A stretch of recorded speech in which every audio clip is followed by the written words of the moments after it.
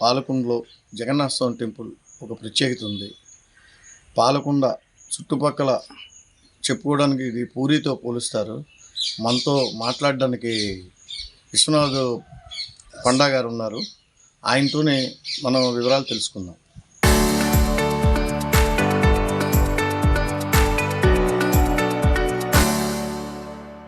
Sir, ఈరోజు పాలకొండ జగన్నాథ స్వామి అంటే పూరితో ఈక్వల్గా పోలుస్తారు.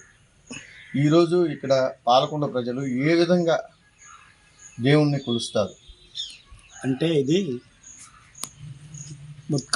ఉత్కల ఆంధ్ర అంటే ఒడిశాకి బార్డర్లో పాలకొండ గ్రామం.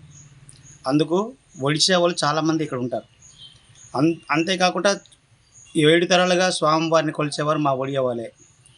అక్కడ పూరిలో ఎటువంటి ఉత్సవాలు జరుగుతాయో అటువంటి ఉత్సవాలే మన పాలకొండ గ్రామంలో జరుగుతాయి. అందులోన ఇది ఇప్పుడిప్పుడు కట్టిన దేవాలయం కాదు.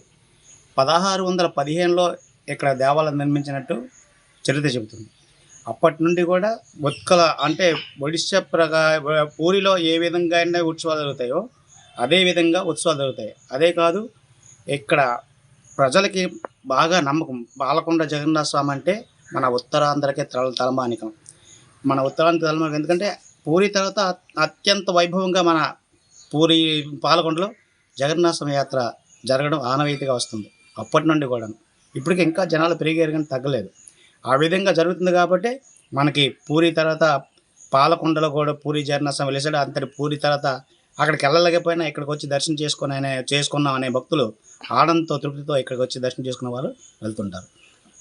అయితే ఈరోజు పూరిలో ఏంటంటే స్వామివారికి జ్వరం వచ్చినా మందులు పెట్టడం ఇలాంటివన్నీ కార్యక్రమం చేస్తుంటారు.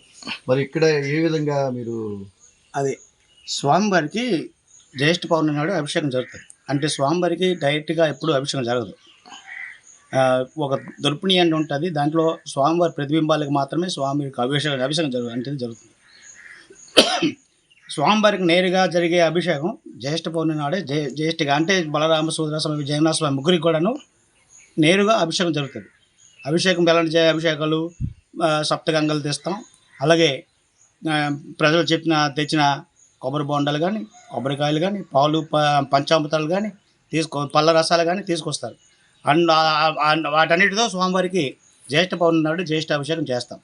జ్యేష్ఠ అభిషేకం చేసిన తర్వాత అంటే స్వామివారు ఎప్పుడు తడవలేదు కదా, తడవడం వల్ల ఆయనకి జ్వరం వస్తుందని చెప్పేసి అది సనాతన మొదటి నుండి వస్తున్న ఆచారం.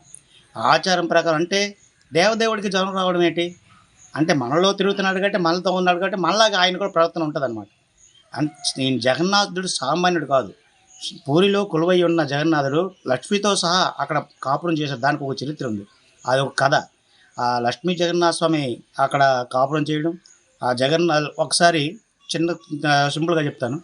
లక్ష్మీదేవి ఆ మార్గశిర లక్ష్మీవారాలు అంటే లక్ష్మీదేవి చాలా ప్రీతికరమైన రోజులు.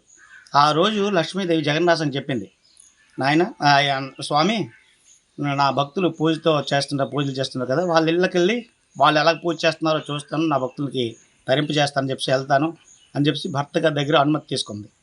అయితే సరే వెళ్దాం. అప్పుడే భర్త ఏమన్నాడంటే, చూడండి మానవుల్లాగే వెళ్తావు కానీ కొంచెం వేరే వంట గంట చేసి మళ్ళీ అన్నయ్య ఆకలి కొనలేడు, వంట గంట చేసి వెళ్ళు సరే అని చెప్పేసి వంట వేయడం చేయించేసింది. దాసులతో చేయించింది, ఈవిడ చేసింది. అప్పుడు బయలుదేరి వెళ్ళింది. ఊరంతా తిరిగింది కానీ ఎక్కడ కూడా ఆ రోజు పెద్దగా హడావిడి కనబడలేదు. అయితే ఒక కడజాతి వీధి వెళ్ళింది. ఆ జాతి జాతి వేదం చెప్పకూడదు. ఆ కడజాతి వీధిలోకి వెళ్ళేసరికి అక్కడ శ్రేయ అనే ఒక కడజాతి ఎంతో మనస్ఫూర్తిగా ఇల్లు పురి మట్టింట్లో పేడ తెచ్చి గోమయం తెచ్చి ఇల్లు అలికి ముగ్గులు పెట్టి శుభ్రంగా అలికి చేసి ఎంతో చక్కగా మనస్ఫూర్తిగా ఆవిడ పూజ ప్రారంభించింది అనమాట.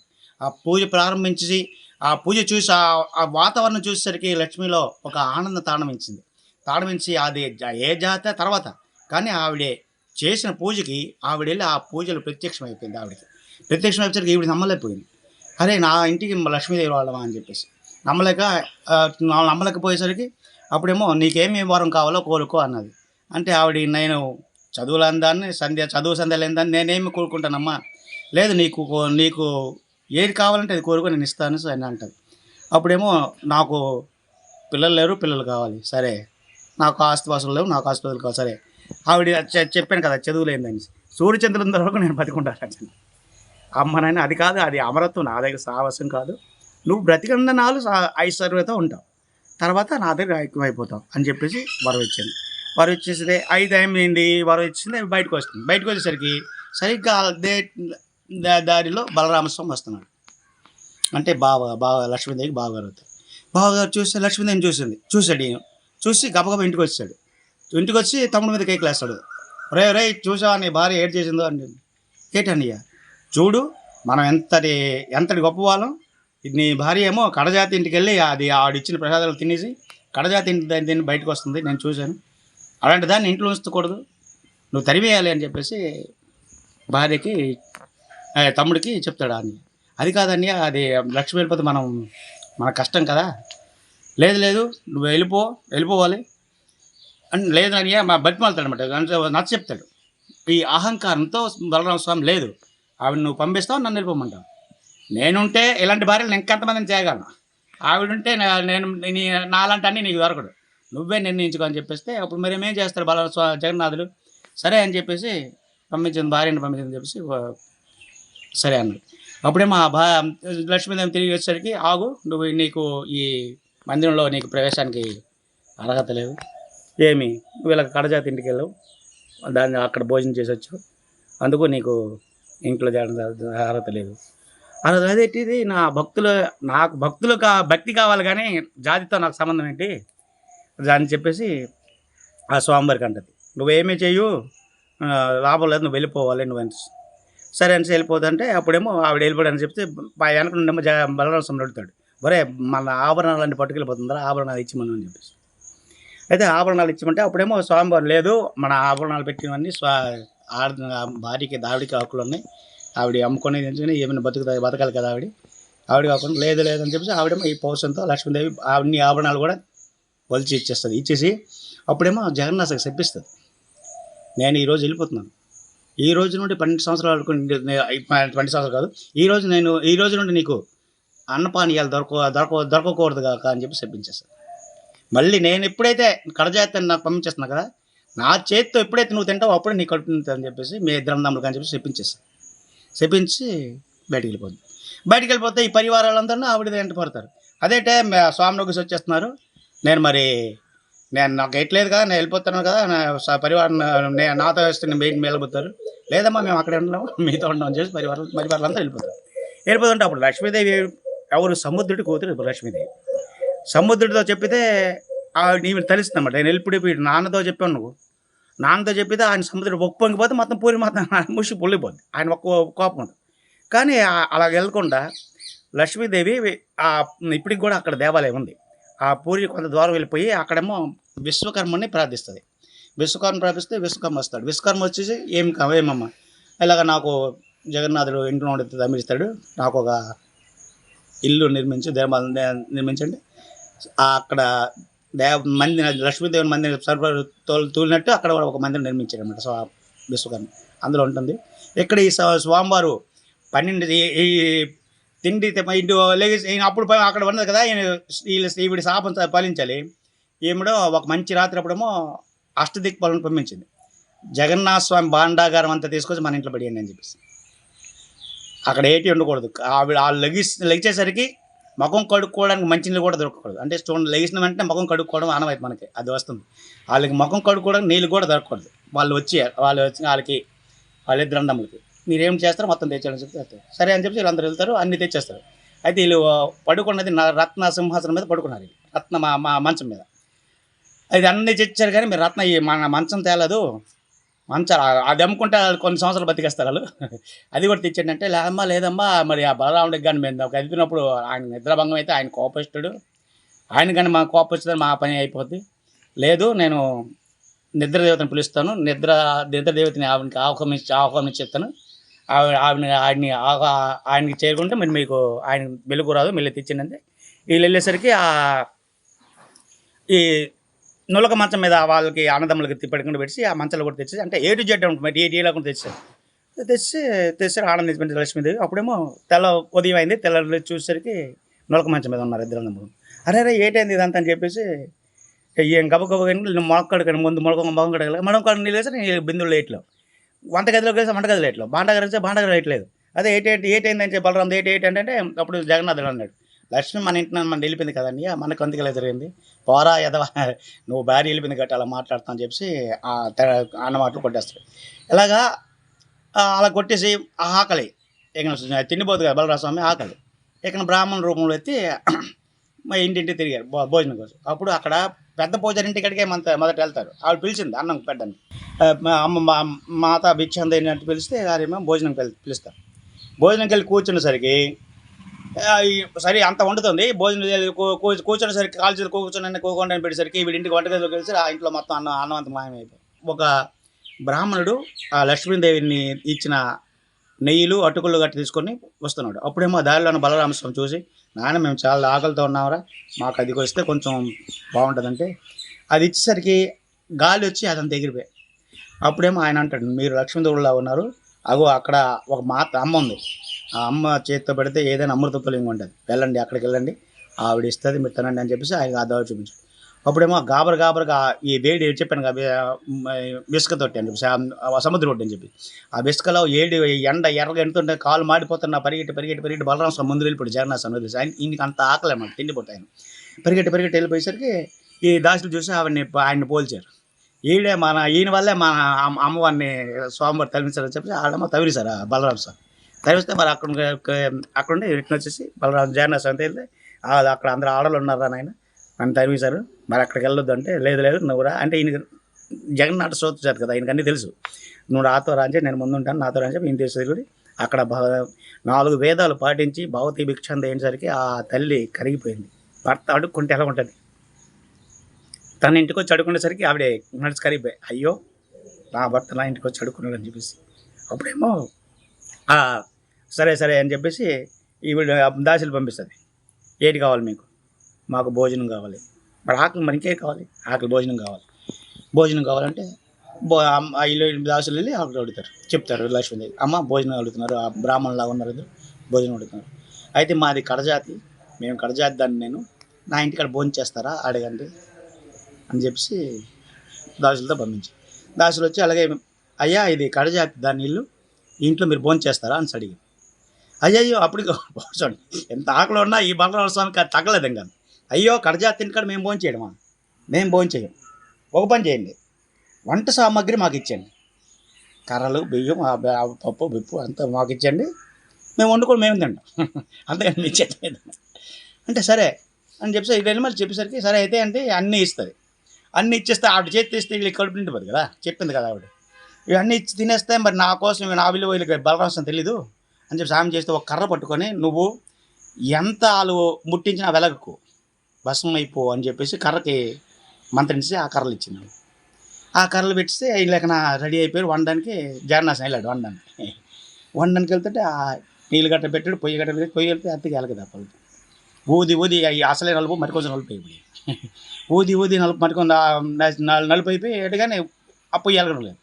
అప్పుడేమో బలరామ అప్పుడే వంట అయిపోయిందిరా నాయన అంటే ఆకలి, ఆ వంట అయిపోయిందిరా తమ్ముడు అంటే వంట అయితే అవుదాన్ని పొయ్యి వెళ్ళడం లేదంటే నువ్వు నీకైతే చేత కదరా అలగరా అని చెప్పేసి జానాసం పక్కన తీసి బలరామ లోపలికి వెళ్ళండి పొయ్యిలో.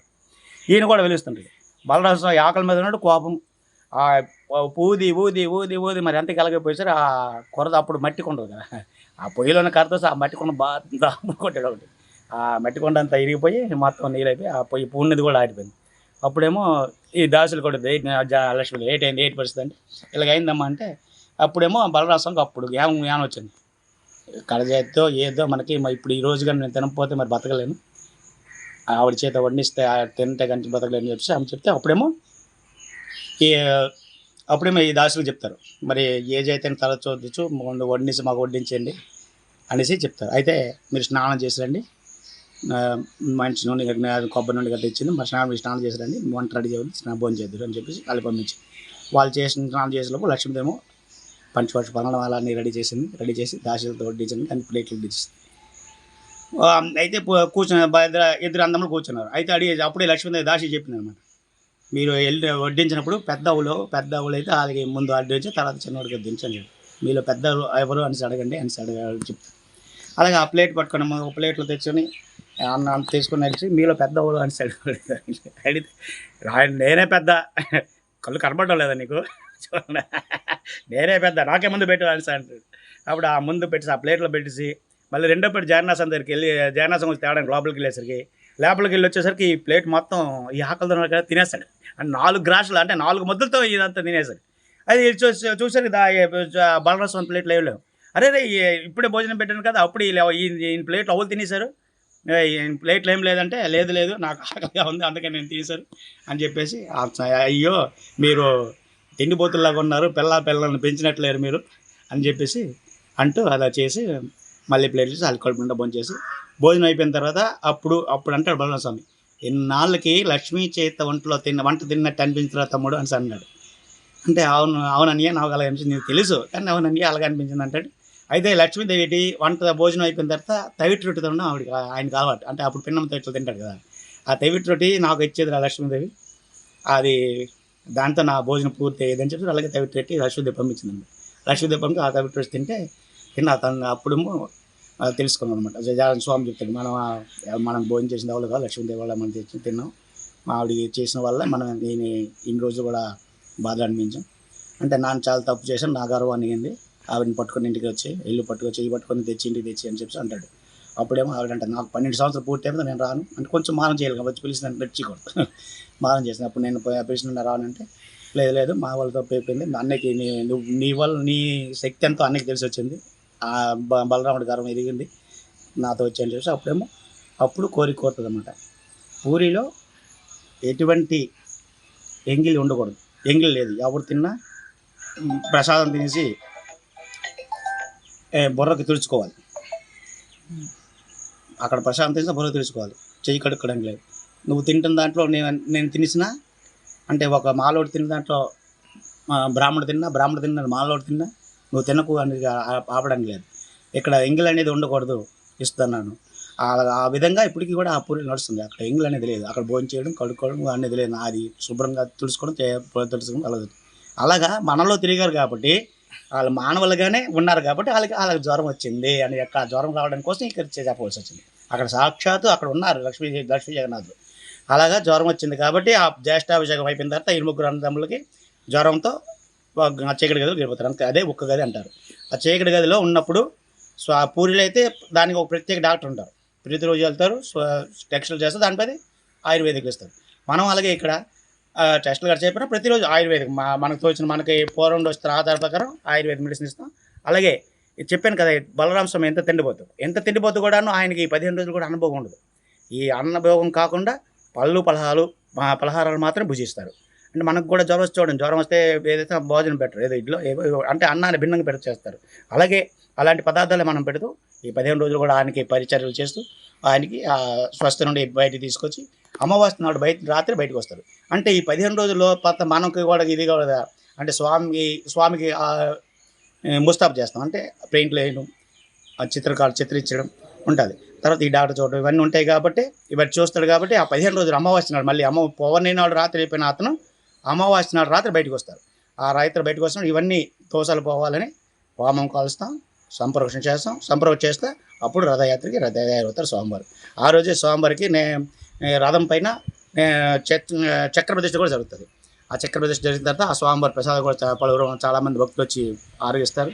ఆ భక్తులు అంటే ఆ నమ్మకం ఏంటంటే ఆ రోజు ఆ ప్రసాదం తినితే వాళ్ళకి ఆ సంవత్సరం అంతా ఆరోగ్యాలు ఉంటుందని, సుఖశాంతులు ఉంటాయని చెప్పేసి నమ్మిక. ఆ నమ్మకం మీద ప్రకారమే ఆ రాత్రి 9-10 అయినా కూడా కాపలా కాసి ఆ భక్తులు వచ్చి ఆ ప్రసాదం తింటూ ఆ భక్తులు వెళ్తుంటారు. ఆ రోజు తర్వాత ఆ పాడ్యం కాదు ద్వితీయ నాడు తొలి రథయాత్ర జరుగుతుంది మనకి. ఆ సైడ్ శుక్ల తొయ్య ఆ తొయ్య నాడు మనకి రథయాత్ర నాడు స్వామివారు ప్రధాన దేవాలయం నుండి గుండిచా మందిరికి వెళ్తారు. గుండిచా మందిరికి వెళ్ళిన తర్వాత అక్కడ నుండి అక్కడ మనకు అంటే పూరిలో ఉండదు, మనం ఇక్కడ దశావతారాలు వేస్తాం. దశావతారాలు వేసి స్వామివారిని భక్తులు అందరికీ దశావతారాలతో భక్తుల కోరికలు తీర్చి, అలాగే 20వ తారీఖు అంటే తొలి దశమి నుండి 5వ రోజుని హీరాపంచమి అనేది చేస్తాం. ఆ హీరాపంచమి తర్వాత 3 రోజులు మళ్ళీ 4 రోజుల తర్వాత మారుదశమి అని చెప్పేసి 9వ రోజు చేస్తాం. ఆ 10వ రోజు స్వామివారి రథం అధిష్ఠిస్తారు. 9వ రోజు రాత్రి అధిష్టారు. 10వ రోజు పిన్నమ్మ గుడిలో ఉండిపోతారు. 11 రోజు ప్రధాన దేవాలకు వస్తారు. అలాగే ఈ సంవత్సరం ఏంటంటే 16వ తారీఖున స్వామి తొలి దశమి అవుతుంది, తొలి రథయాత్ర. అలాగే 20వ తేదీన హీరాపంచమి అవుతుంది. అలాగే 24, 25, 26 బహుళ అంటే మారుదశమి మారురథయాత్ర జరుగుతుంది. కావున భక్తులు 50 మంది విచ్చేసి ఈ స్వామివారిని దర్శనం చేసి ఈ దశావతారాలు దర్శనం చేసుకుని తీర్థప్రసాదం స్వీకరించి ఆయుర ఆరోగ్యాలతో ఉండాలని మనస్ఫూర్తిగా కోరుతున్నాను. ఈరోజు పాలకొండలో పూరి తరహాలో ఇక్కడ కార్యక్రమాలు జరుగుతాయని మనతోనే ప్రధాన అర్చకులు చెప్పడం జరిగింది. కెమెరామెన్ సాయితో చంటి.